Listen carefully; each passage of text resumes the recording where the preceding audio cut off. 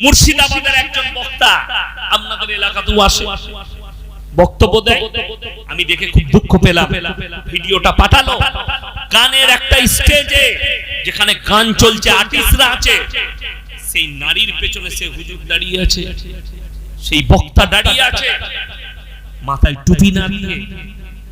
সেই মানুষ আবার স্টেজে গিয়ে মানুষকে হিদায়াতের কথা শোনাবে, মানুষকে দ্বীনের কথা শোনাবে। আমি দেখলাম বীরভূম ডিস্ট্রিক্টের একজন মৌলবি, নামের আগে মুফতি আছে, নামের শেষে পীর আছে, তার শেষে কাসমি আছে। কাসমি মানে দেওবন্দ থেকে পাস করেছে, তার নামের শেষে আছে। এশিয়া মহাদেশের একটা বড় মাদ্রাসা দারুল উলুম দেওবন্দ, সেইখান থেকে পাস করা। নামের শেষে পীর আছে, নামের শেষে কাসমি আছে। কোথায় দেখছি দীপাবলির উৎসবের স্টেজে তিনি সংবর্ধনা দিচ্ছেন। আপনারা মায়ের আশীর্বাদ নেবেন, মায়ের আশীর্বাদে ভালো থাকুন। আমি মনে মনে ভাবলাম আল্লাহ রাসূলের হাদিসটা কত সত্য। এক শ্রেণীর আলেম তারা সঙ্গে সঙ্গে ঈমান হারা হবে, আর তাদের দ্বারাই আল্লাহ জাহান্নামকে উদ্বোধন করবেন। আমার ভাই, রাসূলের হাদিস, কিয়ামতের পূর্বে আমার উম্মতের মধ্যে একটা দল, কিছু উম্মত তারা মুশরিক হয়ে যাবে, তারা কবরের পূজা করতে লাগবে, তারা গাছের উপাসনা করবে, তারা ঠাকুরের পূজা করতে লাগবে, তারা আল্লাহ বাদ দিয়ে অপরের উপাসনা করতে লাগবে। এটা রাসূল সাল্লাল্লাহু আলাইহি সাল্লামের হাদিস। আজকে তার প্রমাণ পাচ্ছি। আর কিছু বেঈমান কাফের আমাদের সামনে লম্বা করে একটা কথা ভাষিয়ে দিয়েছে, ধর্ম যার যার, উৎসব সবার। আমি কলকাতার একটা চ্যানেল দেখলাম, চ্যানেল মানে ইউটিউবার, ছোটখাটো মেয়ে ছেলে নিজেকে চ্যানেল বলে আর উল্টো পাল্টা খবর ছড়ায়। সে দেখলাম আমার একটা জালসাকে কাটিং করে বিদ্বেষ ছড়িয়েছে এবং একটা মুসলিম লোকের সাক্ষাৎকার দিচ্ছে। আরে এই মৌলবি বলেছে মুসলমানরা মদ খাবার জন্য ঠাকুর ভাসাতে যায়। আমি আমার বর্তমান টাউনের কথা বলেছি, আমি আবার আজকে বলে যাচ্ছি আপনাদেরকে যে আল্লাহর কাছে যতগুলো পাপ আছে সবথেকে নিকৃষ্ট পাপ হচ্ছে শিরকের পাপ। যারা মনে করছেন যে সেই জায়গায় কি যাওয়া যাবে না, তাদেরকে কোরআন শোনাচ্ছি। লাউ কানা ফীহিমা আলিয়াতুন ইল্লাল্লাহু লাফাসাদাতা। আমি আল্লাহ ছাড়া পৃথিবীতে আর একটা যদি আল্লাহ হতো, পৃথিবীতে বিভ্রাট মারামারি সৃষ্টি হতো। আমি আল্লাহ ছাড়া যদি দ্বিতীয় আল্লাহ হতো, দ্বিতীয় কেউ থাকতো সৃষ্টিকর্তা, তাহলে মারামারি হতো। লাউ, এটা কোরআন, লাউ কানা ফীহিমা আলিয়াতুন ইল্লাল্লাহু লাফাসাদাতা। ফাসাদ হতো, ফিতনা হতো দুটো আল্লাহ হলে। তাই আমি আল্লাহ এক এবং অদ্বিতীয়, আমার কোনো শরীক নাই। সবাই আল্লাহকে বিশ্বাস করব, জোরে বলুন ইনশাআল্লাহ। আল্লাহ ছাড়া ভালো মন্দের মালিক পৃথিবীতে কেউ নেই। এরপর একটা মুসলমান শুনেলেন এই হিন্দুস্তানে যদি বলেন হুজুর আপনার বক্তব্যের দ্বারা সম্প্রীতি নষ্ট হচ্ছে, তাহলে বলবো আমার বক্তব্যের পুরো শুনবে।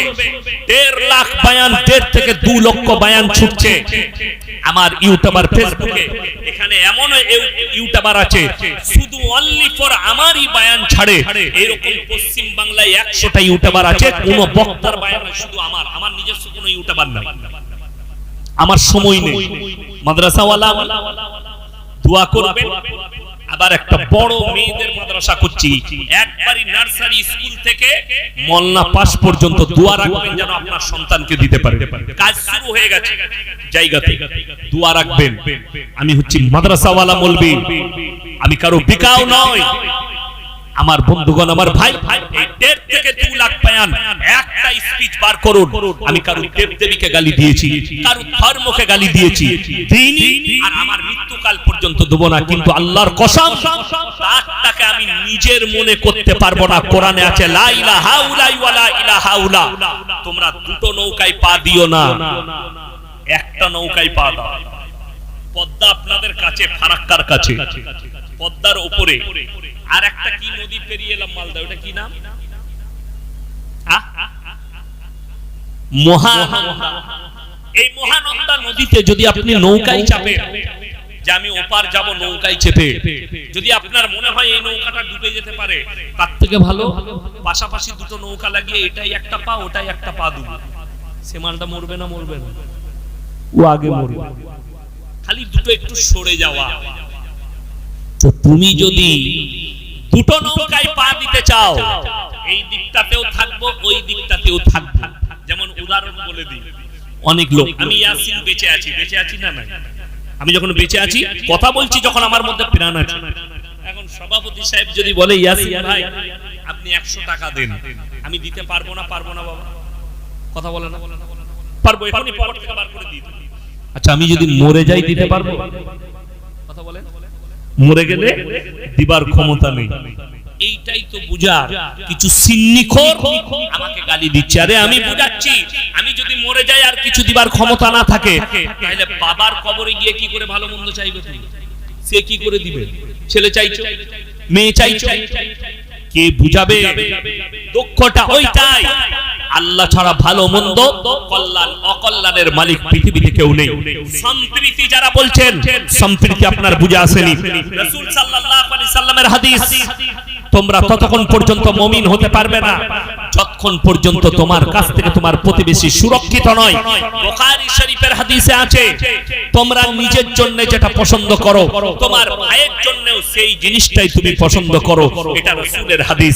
আগে চলুন, আল্লাহ রাসূল বললেন যে হে আমার উম্মতি শোনো, তোমরা দেখো না তোমার বাড়ির পাশে কে বসবাস করছে, সে হিন্দু হোক, সে দলিত হোক, সে আদিবাসী হোক, সে খ্রিস্টান হোক, সে ক্ষুধার্ত হলে খাবার দাও, বস্ত্রহীন হলে বস্ত্র দাও, বিপদে পড়লে পাশে দাঁড়াও। তার মানে এটা নয় যে তার উৎসব হলে তুমি গিয়ে দাঁড়াও, এটার মানে তা নয়। এখন অনেক মুসলমান শিক্ষিত ভাই আমাদেরকে দলিল দিচ্ছে, হুজুর আমরা তো শুধুমাত্র গাজলে গিয়েছিলাম মেলা দেখতে, একটু বউকে নিয়ে ঠাকুর দেখতে, আমরা তো পুজো করিনি। মাশাআল্লাহ, খুব ভালো যুক্তি, তোমার যুক্তির খণ্ডন আমার কাছে আছে, আপনাকে খুব সুন্দরভাবে বুঝাই। এই গ্রামে রাতের বেলা একটা বাড়িতে ডাকাতি হচ্ছে, ডাকাত পড়েছে, একটা বাড়িতে লুটপাট চলছে বন্দুক ঠেকিয়ে। এখন সবাই ঘুমাচ্ছে গ্রামে, সেই বাড়িতে লুটপাট চলছে, বাড়ির লোককে বেঁধে দিয়েছে। এক ব্যক্তি সে পেশাব করতে উঠেছে, গাছতলায় বসে পেশাব করছে, সে দেখতে পেল এর বাড়িতে ডাকাতি হচ্ছে, চুপচাপ বসে পুরো সিন দেখলো। ডাকাত পালিয়ে গেল গাড়ি নিয়ে, প্রশাসন বাবুরা চলে এলো, গাজল থানা থেকে পুলিশ চলে এলো। বড় বাবু বলছে তোমাদের মধ্যে কে দেখেছো? সে বললে স্যার প্রথম থেকে শেষ পর্যন্ত আমি দেখেছি। কাকে বেশি মারবে? কথা বলুন, ওই মালটাকে তুলে লিগে বেশি পিটাবে, বলে একে মার বেরিয়ে যাবে। শুনলেন, কোরআনে আছে যদি তোমরা দেখো কোনো জায়গায় শিরকের কাজ হয়, আল্লাহ বিরোধী কাজ হয়, শরীয়ত বিরোধী কাজ হয়, রাসূল বিরোধী কাজ হয়, হয় হাতের দ্বারা রুখে দাও, তা না হয় জুবানের দ্বারা রুখে দাও, তা না হয় ঘৃণা করে সরে এসো। আমি কেন সেখান থেকে পালিয়ে আসছিলাম জলসা থেকে? তার কারণ ওই মেলাটাকে ঘৃণা করে। তা না হলে আমার মতো বক্তা জবান বন্ধ করে টাকা গুনে চলে যাব, আল্লাহর কাছে কবরে হিসাব দিতে পারবো না। প্রতিবাদ করনি, অন্যায় হয়েছে চোখের সামনে, তোমাদেরকে ইলমটা দিয়েছো, ইলমটা খরচ করেনি খালি নিজের স্বার্থের জন্য। যদি কারো মনে হয় ফেসবুকে শোনার পরে, মোবাইলে শোনার পরে আমরা ইয়াসিন সাহেবকে দাওয়াত করেছি, আমরা তো মেলা বসাবো, মেলায় টাকা পাই, ইমানদারির সঙ্গে বলছি কালকেই বলবেন ডেট ক্যান্সেল করে দেবো, পয়সা ফেরত দিয়ে দেবো। যত টাকা পাঠিয়েছো ফেরত দিয়ে দেবো, ক্যান্সেল করে দিবে। আমি চ্যালেঞ্জ ছুড়ে বললাম পশ্চিম বাংলায় যতজন আমাকে ঈদের রোজার আগে পর্যন্ত দাওয়াত দিয়েছো, ইনশাআল্লাহ দোয়া করবেন। আমি বাংলাদেশেও সফর করছি, বাংলাদেশেও জলসায় আমার শর্ত আছে, আমি শর্ত রেখে যাচ্ছি। অত সহজ নয়, দাওয়াত দিবার প্রয়োজন নেই। আলহামদুলিল্লাহ, ডাল আর আলুটা বাড়িতে খাবো। আপনি তো মাংস ভাত খাইয়েছেন, বাড়িতে ডাল আলু খাবো। ডাল আলু খেলে কোনো মানুষ মারা যাবে? শাক আলু খেলে কোনো মানুষ মারা যাবে? শাক ভাত খেলে কোনো মানুষ মারা যাবে? বিস্কুট খেলে কোনো মানুষ মারা যাবে? আরে ভাত পাবো না, বিস্কুট খেয়ে থাকবো, ভাত পাবো না, পানি খেয়ে থাকবো।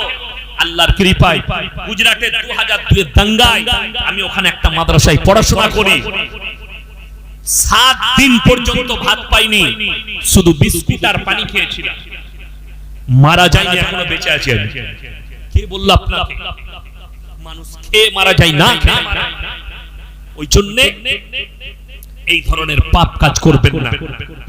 আপনি বলছেন হাতের দ্বারা রুখে দিতে হবে, তা না হয় ঘৃণা করে ওই জায়গা থেকে সরে এসো আর আল্লাহর কাছে সবথেকে বড় নিকৃষ্ট পাপ তো ওই পাপটাই। আজকে বড় দুঃখ লাগে, একজন বলছে মুসলিমদের লোক, আরে ইয়াসিন সাহেব পুজোতে যেতে পাবে না মুসলমানরা, কবরে কি করে যেতে পাবে? সেই মূর্খ জানা নাই।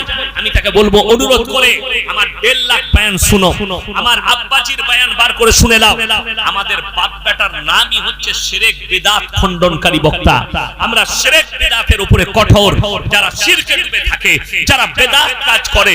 আরে আমি এমন বাপের বেটা, আমি ফুরফুরার বুকের উপরে জলসা করে এসেছি, কারণ বাপের হিম্মত নাই আমার সঙ্গে স্টেজে ভিড়ি। আসো প্রমাণ দিয়ে যাও। আজকেই আমি শুয়েছিলাম, দেখলাম নাম লেখা উঠলো, আসাম থেকে ফোন করেছে, কি রিজবি না খিজবি নাম লেখা। বলছে হুজুর আপনি বলেছেন কিয়াম করা জায়েজ নেই। আমি বললাম একদম অবশ্যই বলেছি, কি হয়েছে?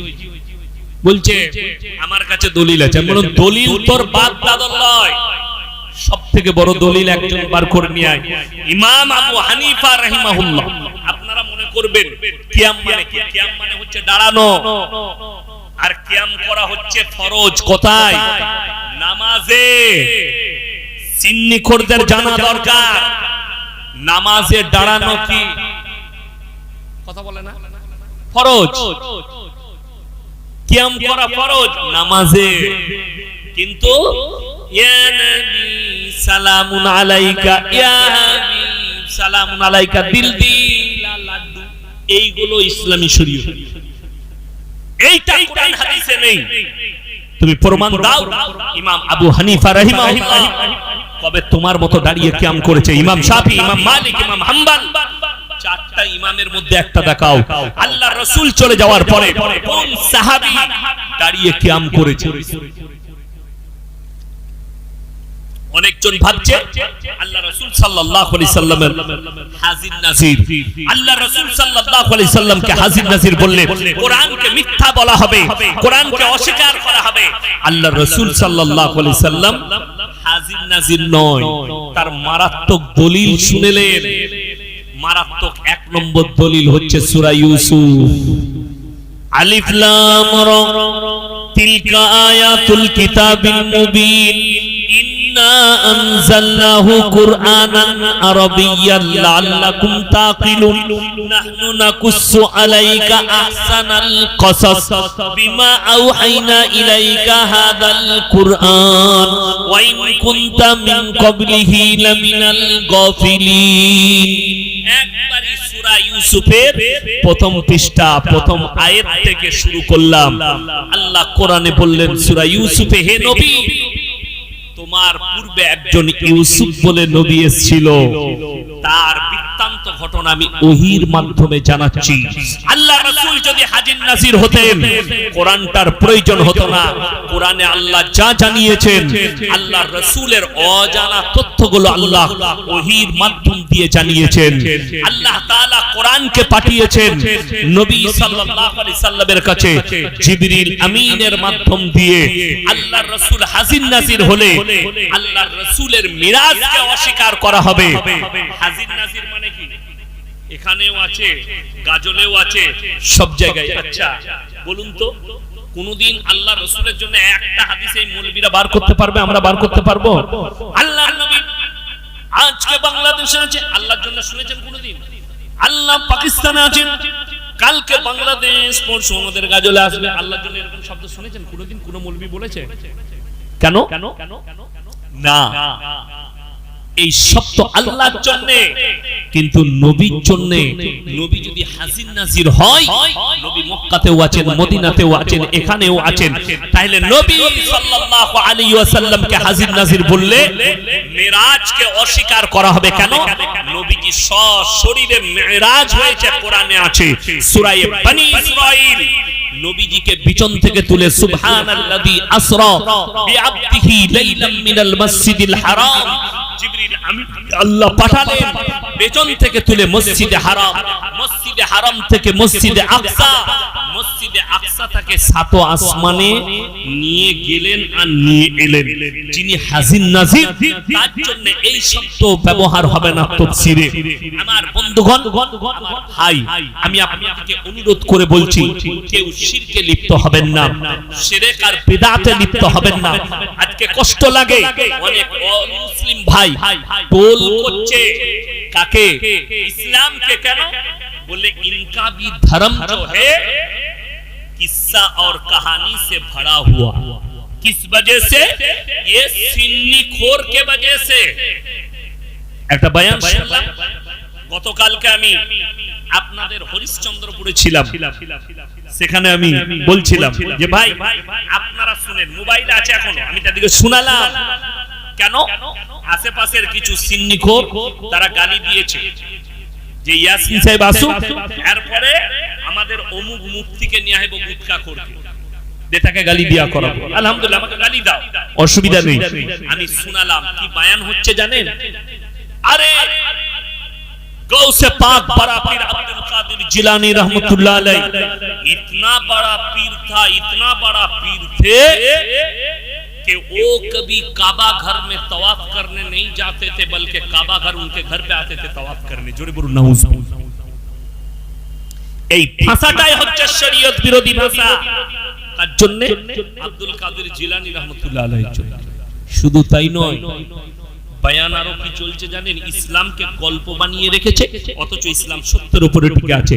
খালি এই শিরক করে করে বলছে ভাই বড় পীর আব্দুল কাদের জিলানী দস্তরখানে খানা খেতে বসেছেন, বাবা দেশি মুরগি দিয়ে ভাত খাচ্ছেন, বাবা দেশি মুরগির হাড্ডি গুলো একদিকে রাখছেন। আজকে আমাদের দেশি মুরগি দিয়েছি, তাই না? দেশি মুরগি তো আমরা খেয়ে খেয়ে হাড্ডিগুলো তো দস্তরখানে রাখলাম, একটা বাটি দিয়েছে তার উপরে হাড্ডিগুলো রাখলাম। বড় পীর আব্দুল কাদের জিলানী হাড্ডিগুলো একদিকে রাখছেন। তেনার মুরিদ জিজ্ঞেস করলেন, বাবা এই হাড্ডিগুলো কেন একদিকে রাখছেন? তিনি বললেন, আমি ভাত খাবার পরে এই মুরগিটাকে আবার জীবিত করে দেব। যা বুঝে কর, নাউজুবিল্লাহ। গোটা পৃথিবীর মুরগিকে চ্যালেঞ্জ দিলাম। বড় পীর আব্দুল কাদের জিলানী রাহমাতুল্লাহ আলাইহি তো অনেক দূরের কথা, আল্লাহর রাসূল সাল্লাল্লাহু আলাইহি সাল্লাম বকরির মাংস খেয়েছেন, দুম্বার মাংস খেয়েছেন, উটের মাংস খেয়েছেন। কোন বাপের বেটা মৌলবি যদি একটা জাল হাদিস দেখাতে পারে যে নবীজি সাল্লাল্লাহু আলাইহি সাল্লাম বকরির মাংস খেয়েছেন, বকরিটাকে জীবিত করে দিয়েছেন, আমি চ্যালেঞ্জ দিলাম কিয়ামতের সকাল পর্যন্ত নবীজির জন্য এরকম একটা হাদিস নেই। শুধু এই কথাই নয়, বড় পীর আব্দুল কাদের জিলানী মসজিদের মধ্যে ফজরের নামাজ পড়তে গেলেন। আমার বাবা জিনা মসজিদে এত ভিড় হয়েছে, এত ভিড় হয়েছে, বড় পীর নামাজ পড়ালেন।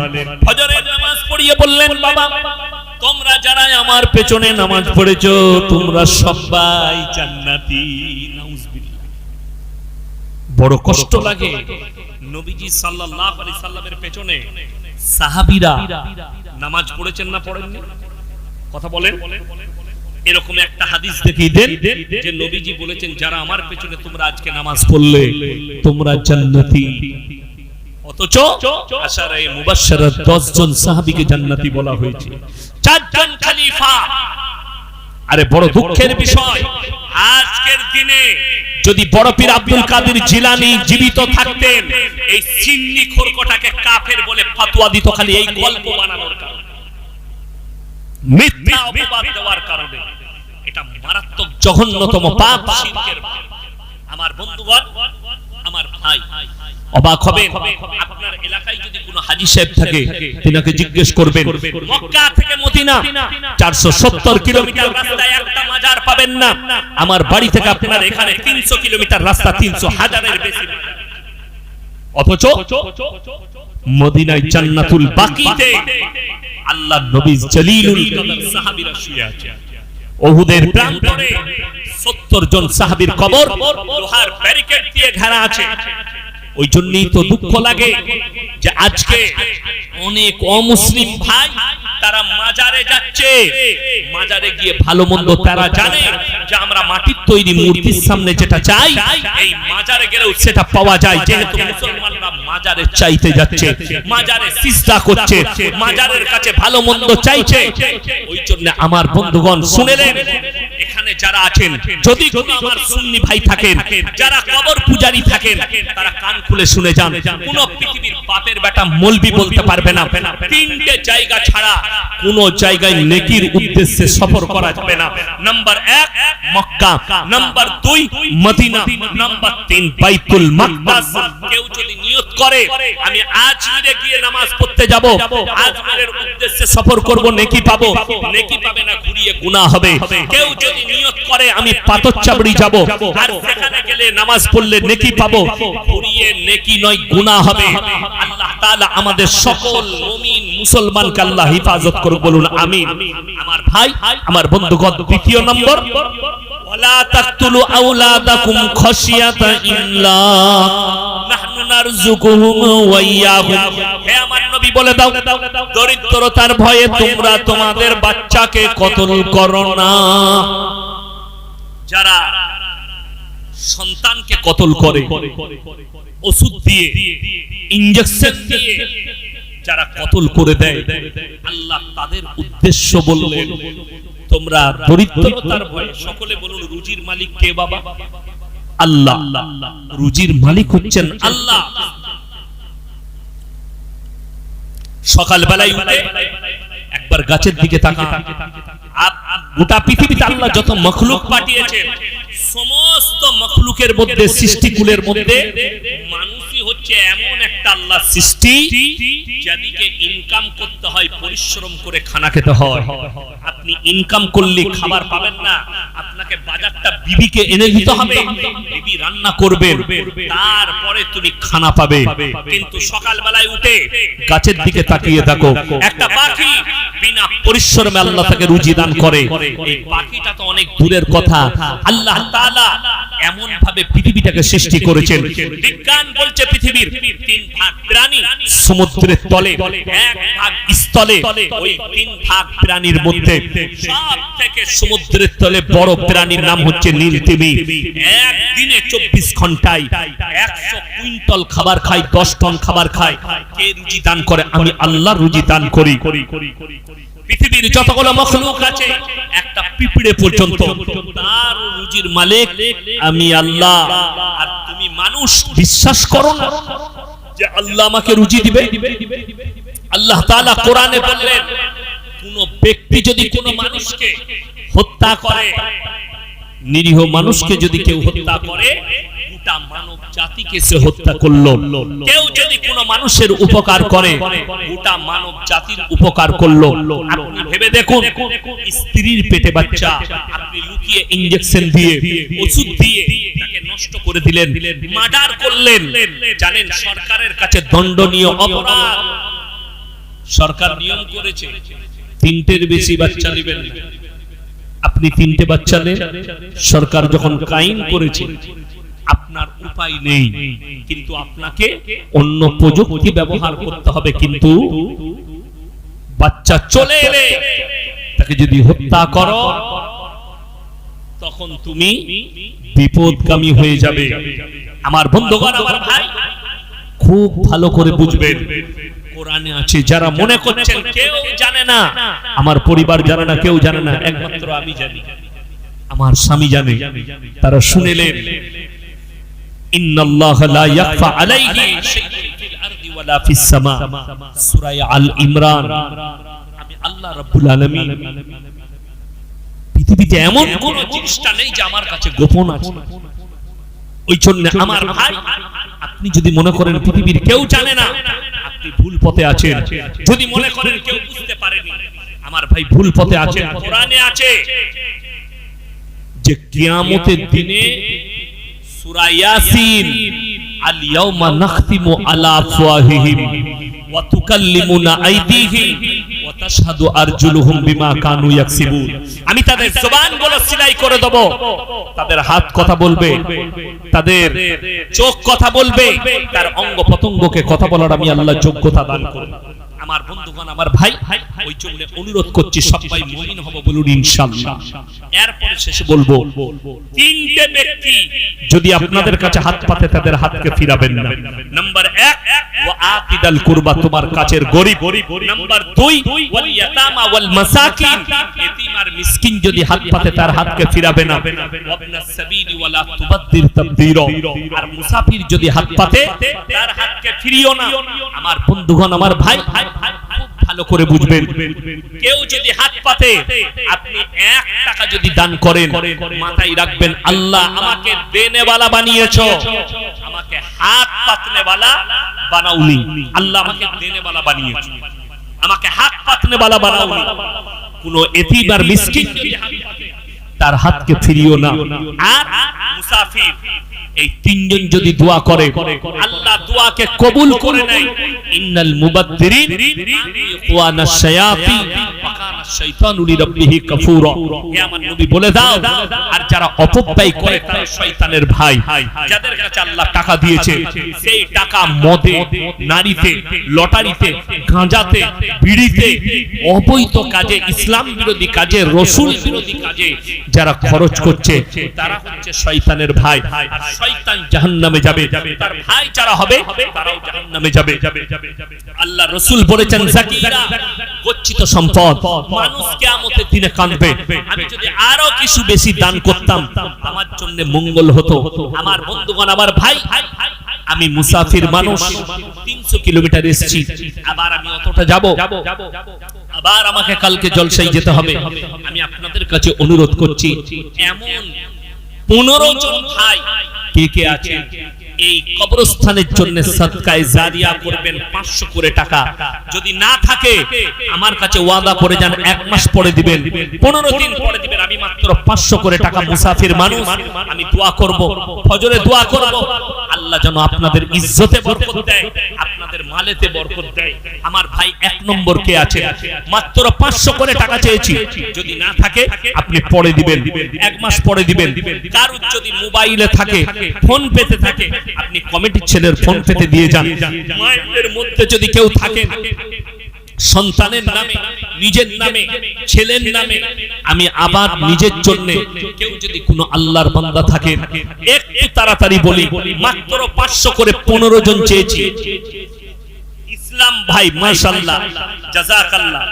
2 নম্বর হয়ে গেছে মাশাআল্লাহ, 3 নম্বর জাযাকাল্লাহ। আমি 15টা চেয়েছি, 15 জন মাশাআল্লাহ। আসুন ভাই একটু তাড়াতাড়ি, একজন ওয়াদা করেছে মাশাআল্লাহ, 4 জন হয়ে গেল। তাহলে আর কে আছেন ভাই?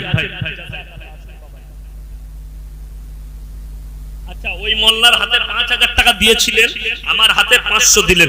আল্লাহ আপনার 500 দিয়েছিলেন, আল্লাহ হায়াতে বরকত দেখ মাশাআল্লাহ।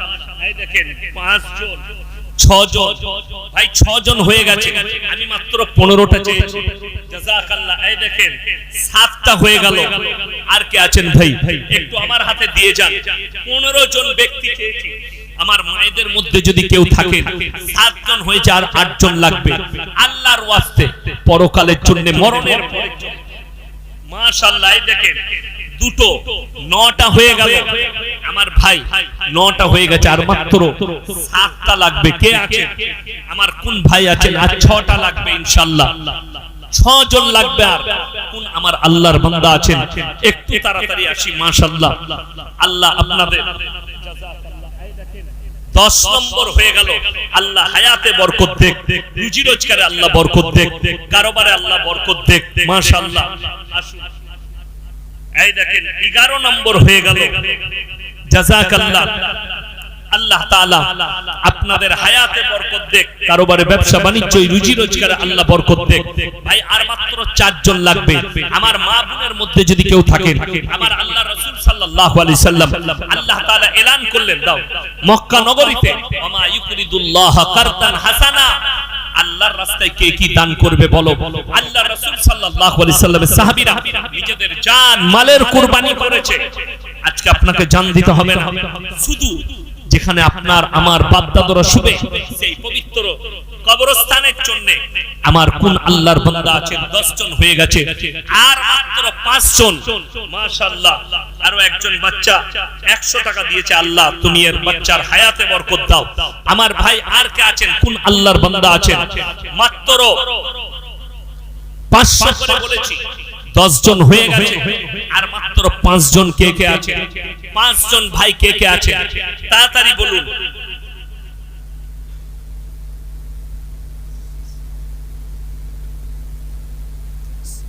11 জন হয়ে গেছে ভাই, আর 4 জন লাগবে। মাশাআল্লাহ, আরো একজন 200 টাকা দিয়েছে, আর 4 জন লাগবে। 11টা 500 টাকা হয়ে গেছে। জাযাকাল্লাহ। আসুন। মাশাআল্লাহ, আরো একজন ভাই 200 টাকা দিয়েছেন। আমার মা বোনেদের মধ্যে যদি কেউ থাকেন, স্বামীর নামে, সন্তানের নামে যদি না থাকে, কালকে দিবেন, 1 মাস পরে দিবেন। কোন আল্লাহর বান্দা আছেন? ওয়াদা করবেন 1 মাস পরে দিবেন, 2 মাস পরে দিবেন। একটু তাড়াতাড়ি আসি ইনশাআল্লাহ। কোন আমার ভাই আছেন, কোন আল্লাহর বান্দা আছেন? একটু তাড়াতাড়ি। মাত্র 500 করে টাকা চেয়েছি, কিছুই নয়। আপনি মরণের পরে বুঝতে পারবেন জাকিরা, মানুষ কাঁদবে কিয়ামতের ময়দানে দাঁড়িয়ে। আমি যদি আরো কিছু টাকা ব্যয় করে আসতাম আল্লাহর রাস্তায়, আমি যদি আরো কিছু দান করতাম, আমার জন্য মঙ্গল হতো, আমার জন্য ভালো হতো। তাই আমার ভাই আর কে আছেন, আমার কোন আল্লাহর বান্দা আছেন? একটু বলবেন ইনশাআল্লাহ। দেখি কে আছেন, যে আমি আছি, যে এই 100 টাকা আমি দেব, 500 টাকা আমি দেব। কে আছেন? আমার কোন আল্লাহর বান্দা আছেন যে তাড়াতাড়ি এসে 500টি টাকা দিবেন ইনশাআল্লাহ? দেখি কে আছেন। জাযাকাল্লাহ। আরো একজন ভাই 100 টাকা দিয়েছেন। আমার